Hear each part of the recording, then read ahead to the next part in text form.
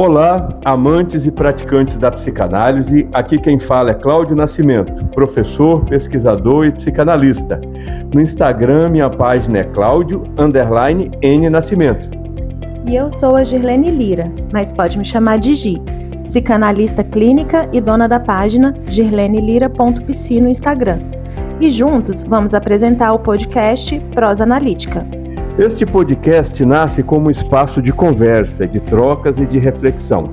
Aqui a nossa proposta é conhecer mais sobre a psicanálise e entender como o acesso ao inconsciente pode impactar nossas vidas nos dias atuais. A ideia é simples e profunda ao mesmo tempo. Prosear, conversar sem pressa, sem respostas prontas, mas com abertura para pensar e sentir. Em cada episódio, vamos receber um convidado especial para dialogar conosco e ampliar esse olhar sobre o sujeito, o sofrimento e o cotidiano. Além das entrevistas com psicanalistas experientes, teremos também indicações de leituras, comentários sobre questões cotidianas, interação com o nosso público. E hoje, seguindo a proposta desta nossa primeira temporada, vamos falar de mais um tema fundamental para a psicanálise. Como se estrutura o psiquismo? Como a nossa mente funciona?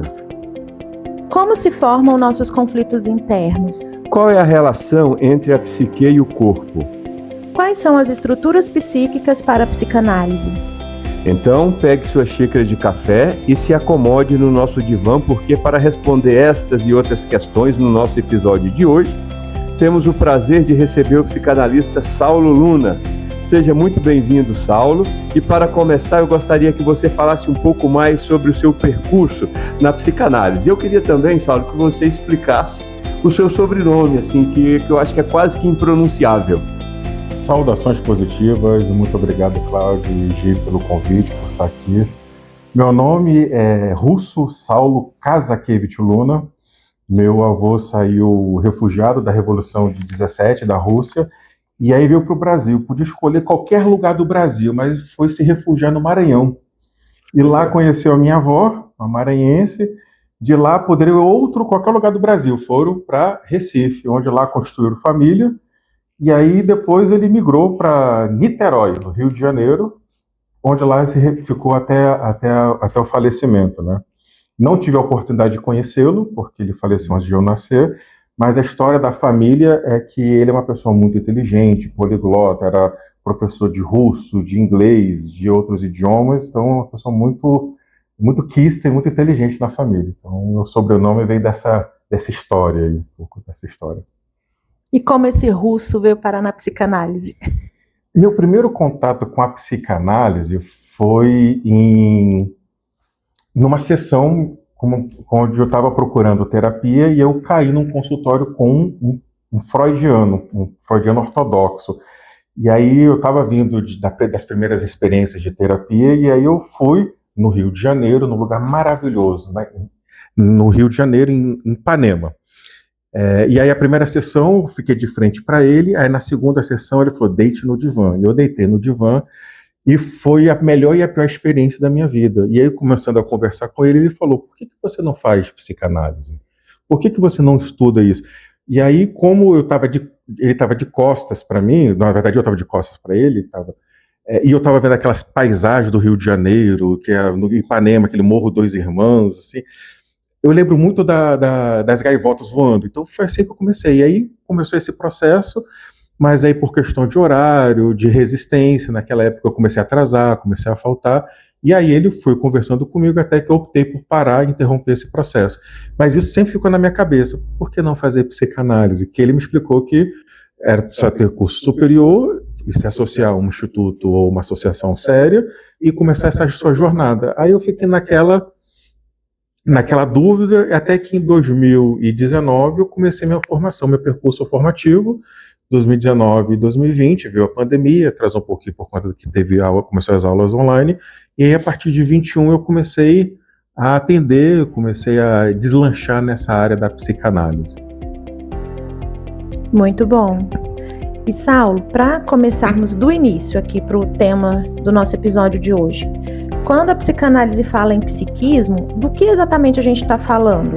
Como ele começa a se estruturar no sujeito? Certo, é uma das melhores perguntas para a gente começar, porque quando a gente fala da psicanálise, a gente precisa entender que o objeto de estudo da psicanálise é o sujeito inconsciente. E aí, quando Freud ele lança em 1900 a sua obra Interpretação do Sonho, ele abre as oportunidades para que a gente pudesse conhecer o nosso psiquismo, e aí ele vai começar a estruturar essa sua jornada, essa sua busca pelo psiquismo a partir de algumas referências. O primeiro é topográfico, onde que está se localizada essa questão, e aí a gente começa aquelas estruturas do inconsciente, consciente, pré-consciente, aquela famosa iceberg de Freud. A gente está falando das forças dinâmicas que acontecem no nosso psiquismo, que é a pulsão, a libido, e as forças dos desejos, do inconsciente e tudo mais. Então são as 3 forças que a gente consegue começar a falar sobre a partir da estruturação do psiquismo, né?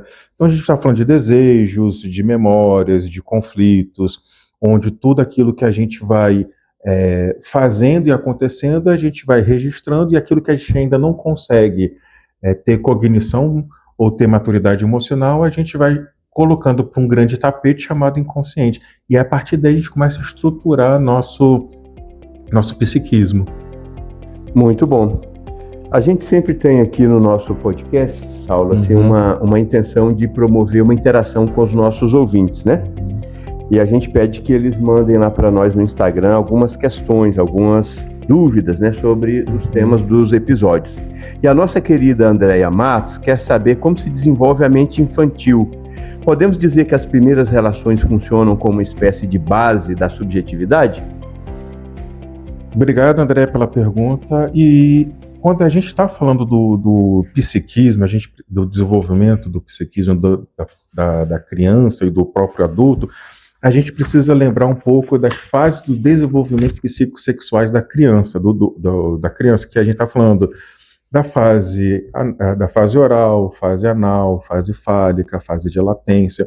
Então, tudo começa a se estruturar a partir dessas questões. Mas um passo para trás, a gente precisa entender o seguinte: quando a gente está falando do bebê, da criança, o bebê não existe sem a mãe. Então, quando a gente está falando dessa questão da estruturação do psiquismo, do desenvolvimento da criança, a gente precisa entender que Freud vai falar da relação mãe e bebê. Ou seja, o bebê, ela é uma extensão do corpo da mãe. Então, nessa questão onde o bebê é parte do corpo da mãe, o bebê ele não se reconhece como ser independente, ele precisa da mãe para começar a ter suas questões atendidas. Então, ele sente alguma tensão, ele chora, ele é acolhido. Ele sente frio, ele chora, ele é acolhido. E ele começa a associar todas essas questões de tensões com a questão que ele vai sendo atendido. Mas aí, se a gente olhar uma questão um pouco para um outro teórico, que é o Winnicott, ele vai falar que essa relação é um pouco triangular. Porque quando a gente está falando dessa relação, a gente está falando da mãe, do bebê e do ambiente. Ou seja, quando a gente está olhando um pouco essa questão do desenvolvimento da criança, o Winnicott vai falar uma coisa muito interessante. Como que esse ambiente que a criança está inserida ajuda na sua formação, no seu desenvolvimento? Porque esse ambiente pode ser acolhedor ou não. E aí, a partir desse momento, a criança pode estar inserida em alguns tipos de traumas, alguns tipos de angústias que, como ela ainda não está no seu desenvolvimento pleno, porque ela ainda está em formação do seu ego e do seu superego, que ainda ainda não existe, ela começa a ter suas percepções e começar a fazer os seus pequenos traumas, e a partir daí começa toda aquela fase de desenvolvimento. A fase oral, ela reconhece tudo pela boca; a anal, que ela precisa fazer o controle dos esfíncteres, das fezes, da urina; e a fase fálica, latência, onde ela começa a conhecer um pouco do seu corpo, da sua sexualidade um pouco. Mas vai um pouco nessa linha aqui. Entendi. Pois é, Saulo, a psicanálise mostra que o sujeito é atravessado por conflitos internos, né? Uhum. Então, como esses conflitos se formam e de que maneira aparecem na vida cotidiana? Como é que você percebe essa relação entre esses conceitos e a vida cotidiana, né? Uhum. tudo que, assim, eu gosto, psicanálise vai colocar tudo a culpa na mãe, né? Tudo assim, gente... É o clássico, né? É o clássico. Do senso comum. Assim, e por que a gente fala um pouco da questão da mãe? Porque a criança, ela depende muito da figura materna praticamente no seu primeiro ano, por conta da alimentação, do cuidado.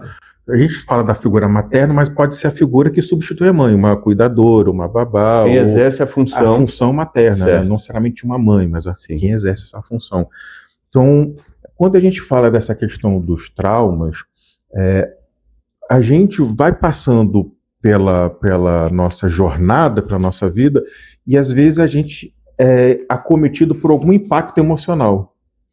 E aí todas as vezes que a gente entra nesse impacto emocional, tudo aquilo que eu não consigo ainda lidar com isso,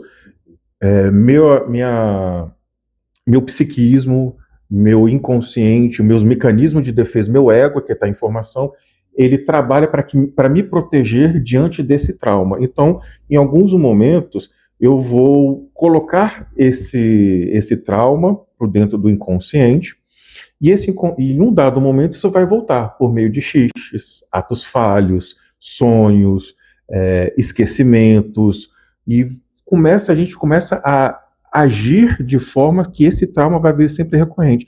Então, na clínica, quando a gente está falando desse trauma, a gente começa a falar das relações, começar a falar, e a gente está falando sempre no presente. A minha relação com o meu chefe é chata, isso, aquilo. Minha relação com a minha mulher é isso.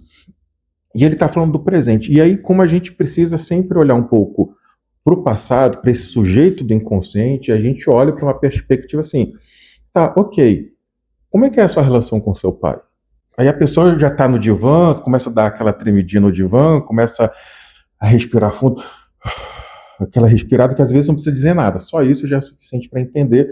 E aí a gente começa a associar, bom, esse trauma que ele tem do pai ou alguma questão que aconteceu numa fase do desenvolvimento desse bebê, dessa criança, desse jovem, ele não consegue elaborar ainda, então ele transfere ou ele projeta essa questão, esse trauma, no chefe. Então esse chefe passa a ser a personificação desse trauma. Então aí a gente começa a identificar os traumas na clínica a partir do que ele está falando no presente. Ele sempre está falando no eu, agora, mas quando a gente começa a garimpar o inconsciente, a gente vai achar sempre algumas questões bem do passado que ele traz nessa questão dos traumas. Então a gente vai sempre buscando essa interconexão aí. Então os conflitos têm muito a ver, digamos assim, com essas tensões, né, entre id, ego, superego. Vamos supor um conflito, assim, desejos reprimidos também, não só traumas, né? Às vezes a pessoa tem um desejo que ela não consegue admitir para ela mesma, e aí isso é o id dela. Só que aí o superego quer reprimir, e aí o ego fica ali tentando equilibrar, e isso geraria um conflito com o qual o ego tem que lidar. Seria mais ou menos isso? Exatamente. Quando a gente está falando dessa parte dos traumas e para os conflitos, a gente tem uma famosa brincadeira assim, que o ego, ele é um grande maestro, ele tenta conduzir o superego e o id para que a gente entre num equilíbrio, né? Então vai estar sempre nesse momento trabalhando com equilíbrio. Então quando o Freud ele lança a sua teoria do superego, ego, do id, ele começa a falar da seguinte forma, e aí deixa eu dar um exemplo que fique mais claro. As pessoas sempre querem buscar emagrecimento, querem qualidade de vida. Então, fala assim, eu não vou comer bolo. Aí vai para o aniversário. Aí te oferece o pedaço de bolo grande. O seu id vai falar assim, come bolo que você está numa festa, que você precisa disso. Busca satisfação. Busca esse desejo imediato. O seu superego vai falar assim, pô, mas você entrou no regime, você está numa questão... E o seu ego vai ficar mediando essa questão. Ok, eu não vou comer a festa toda, eu vou comer 2 salgadinhos, um pedaço de bolo, e está satisfeito. Então ele vai mediar toda essa questão desse conflito. Então, quando a gente fala dos conflitos, a gente precisa entender, ou seja, quem está falando nesse conflito é a minha pulsão inicial de desejo, aquela coisa de mais primitiva, ou seja, é o prazer pelo prazer, a busca pela busca. Eu quero comprar e quero comprar agora, eu quero comer agora, eu preciso disso para agora. Então a gente está falando de uma estrutura de conflito que está muito vinculado ao prazer, o id.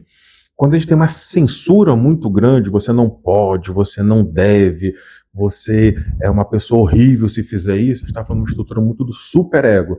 E o ego fica nesse meio tempo, nesse meio de campo, tentando contornar. Ou seja, você não vai comer a festa toda, come só um pedaço de bolo, come só um docinho, e aí tudo vai, e aí vai, e a gente vai conseguindo lidar. Em alguns momentos, esse conflito ele é saudável, e outros ele começa a ser disfuncional, que a gente começa a ver nas clínicas essas questões que a gente vai observando ao longo do nosso dia a dia. E aprofundando nesse contexto dos conflitos, de como a gente lida com os desejos e a castração, a gente escuta muito falar na psicanálise da neurose, psicose e perversão, certo? E o que significa dizer que essas são estruturas psíquicas? O Freud, quando ele lança essa ideia, a gente está falando da estruturação da psique. Então, a gente precisa entender que são formas que nós temos de nos comportar e nos relacionar. Freud vai falar que todo mundo tem um pouco de neurose, todos nós somos um pouco neuróticos, né? Mas quando a gente fala da neurose, a gente precisa perceber o seguinte: eu tenho um conflito entre o que eu quero, entre o meu desejo e o que eu posso. Então, eu estou num conflito entre: será que eu posso fazer isso? Será que eu devo fazer isso? Como é que vai ser essa questão? Eu estou associado com a realidade, mas eu estou muito ainda numa dúvida, num conflito, e a gente entra nas questões de aceitação, de amor, de eu quero aprender a dizer não, mas se eu disser não, a Girlene vai parar de ser minha amiga, não vai me convidar mais para os rolês, aí eu quero, mas não posso, então eu entro nesse conflito. A neurose vai ficar nessa questão dos conflitos, mas no imediatismo, mas entre o desejo, aquilo que eu quero e aquilo que eu posso fazer e o resultado disso. Então a neurose vai trabalhar nessa primeira questão. A psicose é uma forma da gente se comportar onde eu perco um pouco o meu contato com a realidade. Eu estou no meu dia a dia e eu começo a escutar vozes, eu começo a intuir coisas, eu começo a ter percepções que às vezes não estão de acordo com a realidade. E aí a gente começa a associar a psicose, a gente pode pensar a psicose com alguns comportamentos da psiquiatria, como, por exemplo, o borderline, uma pessoa que tem bipolaridade ou uma pessoa que tem esquizofrenia. Porque em alguns momentos do seu dia a dia, ele perde o contato com a realidade, ele perde um pouco do contato com o seu centro e começa a acreditar em situações que não existem. Então ele começa a ter sim, questões de perseguição, questões de abandono, questões de muito forte. Se eu vier para cá, meu carro vai ser roubado, então eu não posso. Então toda hora eu tenho que ficar olhando para o carro porque eu estou tendo uma desconexão com a realidade. Então a psicose, a grande palavra é desconexão com a realidade. E está relacionado com paranoia também, né? Muita paranoia. Tem uma novela da Globo que teve muito tempo atrás, acho que eu não vou lembrar o nome, se era... não vou lembrar o nome da novela da Globo, que o Bruno Gagliasso fazia um personagem fantástico onde ele começou a ter episódios esquizofrênicos e ninguém entendia o que estava acontecendo, mas na vida dele, na mente dele, ele estava funcionando, então estava naquela questão. Então é uma realidade dele, daquele momento. A gente não pode fazer juízo de valor, porque aquilo ali é um momento onde ele está vivenciando aquilo. Para ele, aquilo ali é uma realidade. Já a perversão, a gente não é uma questão de ser mal, de ser perverso, essa estrutura que às vezes a gente trabalha. A perversão está associada à lei, às normas, às regras. Então, quando a gente fala que uma pessoa tem comportamentos de perversão na clínica, a gente está falando que ele conhece as leis, conhece as normas, mas ele consegue jogar, brincar, manipular essas leis e essas normas. E aí a gente começa a olhar algumas questões dessas perversões, como, por exemplo, comportamento sexual de sadomasoquismo.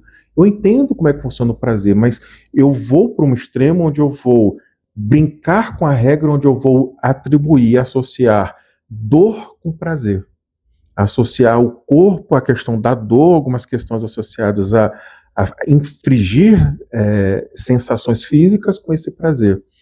Há questões de pessoas que têm um comportamento de manipulação, têm comportamentos perversos, porque eu sei como você funciona, Cláudio. E aí eu falo assim, bom, se o Cláudio funciona desse jeito, deixa eu então fazer uma chantagem emocional, deixa eu falar alguma coisa vinculada àquilo que ele acredita, eu vou pegar ele pela questão da sua hombridade e eu vou manipular para que ele atenda aquilo que eu quero. Então, a perversão é essa questão muito forte de manipulação, de conhecer e brincar com as regras. Então, a grande questão é, então, o neurótico, ele entra nos conflitos, mas está conectado com a realidade. O psicótico, ele desassocia da realidade e acredita entre questões de paranoia. E o perverso, ele conhece a lei, conhece as regras, e ele manipula para ter benefício próprio. Então a gente podia sintetizar dessa forma. E uma vez desenvolvida essa estrutura, a gente permanece com ela o resto da vida ou elas são mutáveis? Uma pessoa pode ser neurótica e depois se tornar psicótica, perversa. Existe um trânsito entre essas estruturas? E uma outra dúvida, cada um de nós tem só uma dessas estruturas? Uma excelente pergunta, Gi. A gente precisa entender que são estruturas de comportamento e não são rótulos. A gente precisa tomar muito cuidado, porque hoje a gente vive no Brasil numa sociedade muito medicalizada e muito rotulada. Eu sou TDAH, eu sou borderline, eu sou TEA, a gente vive em situações de rótulos. E quando a gente fala de estrutura, a gente fala de comportamentos, de predisposições comportamentais. Em algumas questões a gente pode transitar. Ora eu estou num momento um pouco mais neurótico, outro posso estar em alguns comportamentos mais perversos, mas o psicótico é o único que quando a gente olha, que tem alguns comportamentos mais estanques, porque começam a associar com doenças psiquiátricas. E aí, quando a gente tem essas doenças psiquiátricas, algumas têm cura, outras têm manejo e controle. Então, a pessoa, quando está medicalizada e está em tratamento, ela consegue manter esse controle da psicose. Só que em alguns momentos pode ter um rompante. Então, de forma mais sucinta, a gente pode sim transitar entre as questões, ou seja, eu sou neurótico e posso ter alguns comportamentos masoquistas. Eu sou masoquista, mas posso ter questões do conflito, desse desejo entre será que o meu parceiro quer e não. Ou eu posso, às vezes, me desassociar dessa questão, ter um episódio, um rompante emocional e, às vezes, sair de mim um episódio para que eu precise me observar. Então, a gente pode sempre ir transitando. É mais normal a gente ficar sempre, tende a ter uma predisposição entre um ou outro, dois, no mínimo, entre dois. Mas a gente pode transitar, porque são padrões de comportamento. Então, nada é estanque. Assim, e nós, psicanalistas, não podemos rotular e diagnosticar.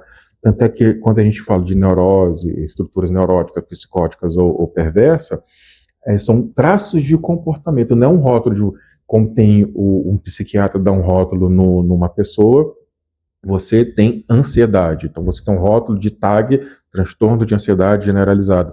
Isso é um rótulo, mas um psiquiatra te dá isso.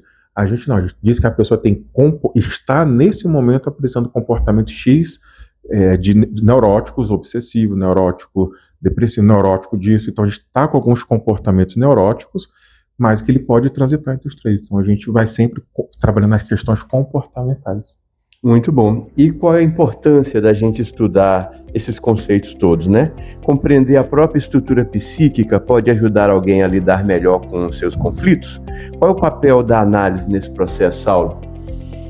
A análise é uma viagem para dentro.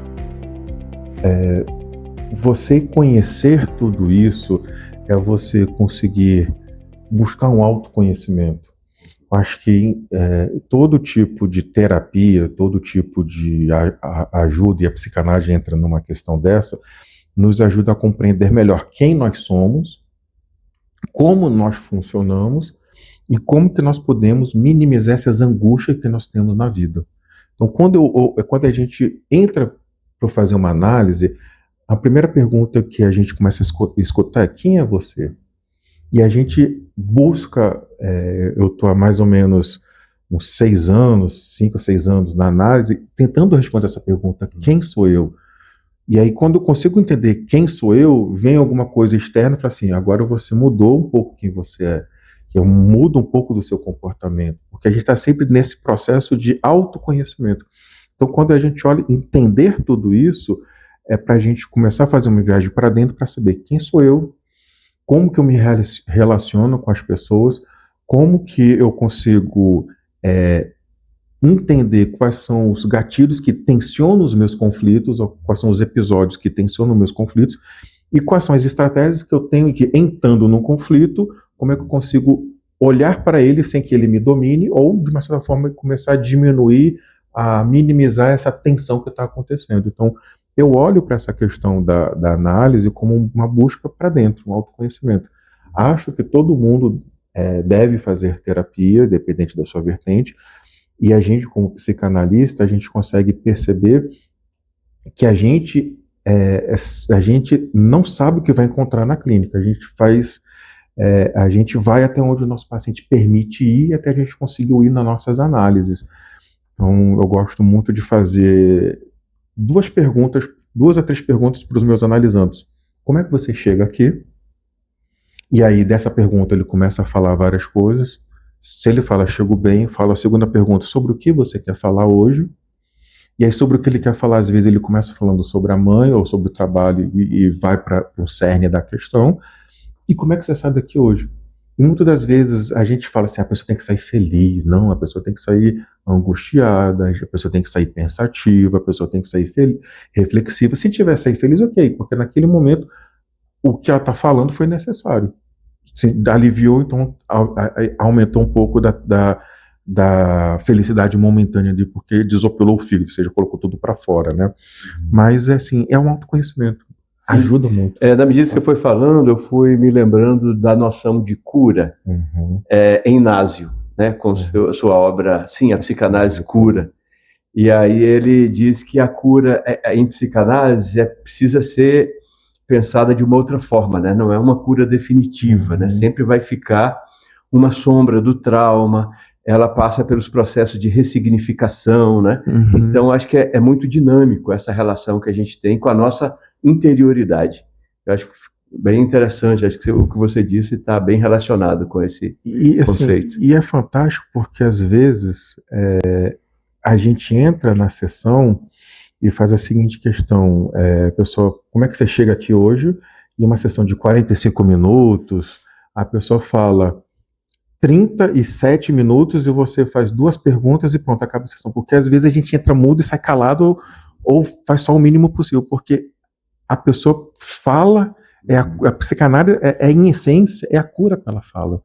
Então a pessoa vai falando e vai se escutando, e eu acho que é o grande... Tem uma frase de Zimmermann que ele vai falar assim, antes do advento da psicanálise, o único lugar que a pessoa conseguia falar era no confessionário. Claro que tinha depois as questões das penitências, mas o único lugar que a pessoa conseguia falar por falar, para se ouvir, era no confessionário. Agora, com o Freud e com as terapias, a gente consegue falar na clínica, falar no divã. Então isso é interessante. Me fez lembrar também o finalzinho do livro Os Estudos sobre a Histeria. A gente estava relendo esses dias no grupo de estudos até do professor Júlio, e no último parágrafo Freud fala exatamente isso, que ali ainda nos primórdios da psicanálise, né, que o objetivo da psicanálise seria a pessoa trocar o sofrimento neurótico dela por uma infelicidade comum. Então, assim, a gente não perder essa noção, né, de que o sofrimento faz parte da vida. E o melhor que a gente pode fazer muitas vezes é trocar um sofrimento patológico por um sofrimento ordinário, né? Muito bom. Saulo, agora é um momento do nosso podcast em que pedimos para o nosso convidado indicar algum material que nos ajude a aprofundar ainda mais o nosso tema. Neste terceiro bloco, chamado de Páginas e Telas, queremos ouvir a sua sugestão de livro, filme, música ou conteúdo da internet que nos faça entender ainda mais sobre como se estrutura a nossa psique. O que você trouxe para nós hoje, Saulo? A gente conversando, me veio uma música que eu vou falar daqui a pouquinho. Eu trouxe... Tem um livro que eu sou muito, muito fã dele. Quer dizer, 2 livros que eu sou muito fã. Mas o que eu trouxe para a gente conversar é O Cavaleiro Preso na Armadura, de Robert Fisher, porque é um livro de autoconhecimento. Já que a gente está falando dessa questão do autoconhecimento, ele narra a história de um cavaleiro que ele se prende dentro da sua armadura, ele não se reconhece, ele não sabe quem ele é. Então ele começa a precisar entrar nos seus conflitos, entrar nas suas angústias, porque o que ele começa a entrar em conflito com quem a esposa espera que ele seja e com o distanciamento da relação com o filho. E aí, por ser uma fábula bem gostosa, são poucas páginas, acho que são 90, 105 páginas, conta a história de uma jornada onde como que você consegue fazer um processo para dentro para que você possa se libertar das armaduras da vida, das armaduras que você tem. É um livro que eu sempre recomendo na clínica, sempre trabalho. É um livro fantástico. Eu acho que nossos ouvintes, nossos colegas aqui vão gostar. Não, eu quero reforçar a sua indicação, porque, coincidentemente, eu li esse livro esse ano. Olha. Eu li recentemente, e eu gostei muito por 2 motivos, né? Primeiro, porque ele toca num tema bastante profundo, que você já disse, né? Que é o processo de autoconhecimento, o que ele significa, mas o segundo motivo, o faz de uma maneira bastante simples, né? Com uma parábola, de uma forma, com uma linguagem muito simples, então é impossível não entender essa mensagem muito profunda do livro. Então, só reforçando essa indicação, vale demais a pena, pessoal. Um outro livro que eu sou muito fã, e assim, é um livro para mim de cabeceira, um livro assim, é O Pequeno Príncipe. Até tem uma tatuagem no braço do Pequeno Príncipe, porque O Pequeno Príncipe é um livro infanto-juvenil mais vendido do mundo, mas é um livro que não é feito para criança. Porque em vários momentos, nas minhas sessões, eu cito O Pequeno Príncipe. Então, muitas das vezes, quando a pessoa traz uma questão, geralmente é adolescente, quando eu atendo, eu falo assim, a relação com o pai. Meu pai não me ama, meu pai não me aceita, meu pai não isso, meu pai não aquilo. E aí eu gosto muito da frase assim, que ele tem: não exijas da outra pessoa além da capacidade daquilo que ele pode te dar. Às vezes, o seu pai não vai dizer eu te amo, não porque ele não te ama, porque ele não sabe falar, porque ele não soube escutar, porque ele nunca escutou, mas ele vai te amar de outras formas. Então tem uma frase... Exatamente. Ele não teve a oportunidade de construir um repertório, né? Que se faz, inclusive, na experiência. Não viveu experiências que possibilitasse que ele se aproximasse desses conceitos. Então tem esses 2 livros. Dá tempo de falar da música? Claro. A gente conversando aqui, e aí a análise, a terapia vem disso, me vem uma música assim, não sei por que você se foi, quantas saudades eu senti, e de tristeza vou vivendo, aquele adeus não pude dar. E às vezes a gente passa pela vida, mas a gente não se despede das nossas versões. A gente não se despede dos nossos erros que a gente deixou pelo caminho.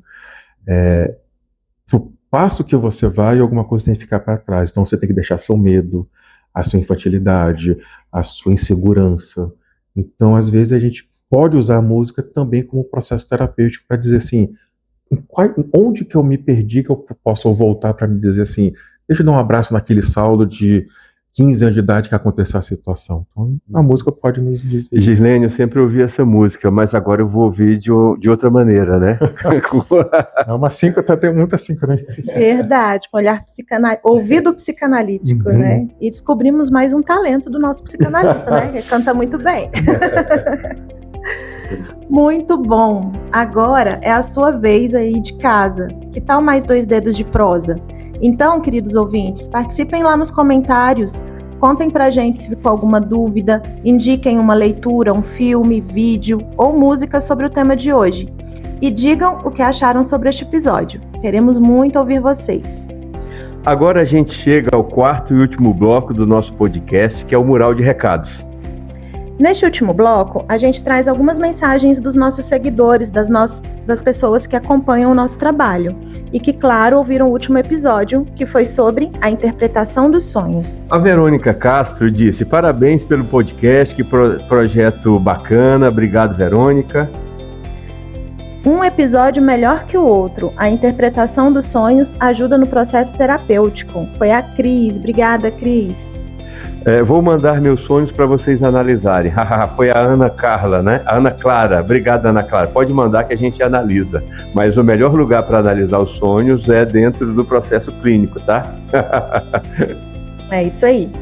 Acabei de ouvir, adorei. Foi a Gabriela Carone. Obrigada, Gabriela. Bem, caros ouvintes, chegamos ao fim desse episódio. Saulo, gostaríamos de agradecer intensamente a sua presença aqui com a gente. Obrigado por essa prosa tão leve, tão relevante ao mesmo tempo.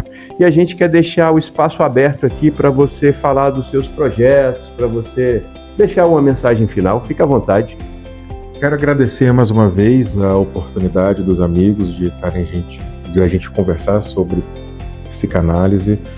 É um projeto muito interessante para a gente, um projeto leve para a gente bater papo. E quando a gente fala da psicanálise, a gente acha que é muito pesado, muito denso, porque Freud era denso, mas pessoas como vocês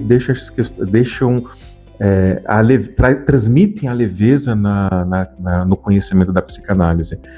E para quem quer conhecer um pouco mais do meu trabalho, eu tenho o meu perfil no Instagram, @sauloterapeuta, onde eu estou, nesse momento, começando alguns movimentos de me divulgar mais, que agora, a partir desse mês, eu estou 100% trabalhando com a clínica. Então, eu estou com 2 projetos, né? Um deles é falar um pouco sobre os homens no divã. É uma série que eu estou começando a escrever, já tem 2 postagens. Por que os homens vão para o divã e o que leva eles para o divã? Porque, não sei se você tem essa informação, Cláudia, apenas de todo o grupo de pessoas que fazem terapia, apenas 30% são homens. Então, a gente tem uma leva muito grande para crescer na terapia com os homens. Então, eu começando a falar sobre isso. E eu trabalho também com terapia de grupos, né? Então, estou montando alguns grupos terapêuticos temáticos, e aí eu vou divulgar no meu Instagram, para a gente poder trabalhar mais coletivamente a parte da psicanálise em grupo terapêutico de base psicanalítica, usando algumas teorias de Bion, Freud, Winnicott. Então, estou com esse tema, já tem um grupo agora para final de julho, comecinho de agosto, onde a gente vai trabalhar alguma questão desse autoconhecimento que a gente veio discutindo aqui hoje. Então, são os 2 projetos que eu tenho para compartilhar, @sauloterapeuta no Instagram. Parabéns, Saulo, pelos projetos. Esse projeto da série sobre os homens no divã, eu acho que não poderia ser mais relevante nesse momento que a gente está vivendo, né, de um debate que está crescente sobre a misoginia e sobre o papel do homem na sociedade. E esse dado que você traz é muito importante, não é? Porque, no final das contas, os homens precisam ir para o divã, né? E em relação aos grupos, eu tô na fila, né? Já vou participar desse próximo grupo, estarei lá, conte comigo. Muito obrigado. Bem, caros ouvintes, se esse episódio fez sentido para vocês, siga o Prosa Analítica, compartilhe com quem pode se interessar e permita-se refletir sobre o que ficou dessa conversa. A gente se vê no próximo episódio. Até lá, e lembre-se, escutar a si mesmo também é um ato de cuidado.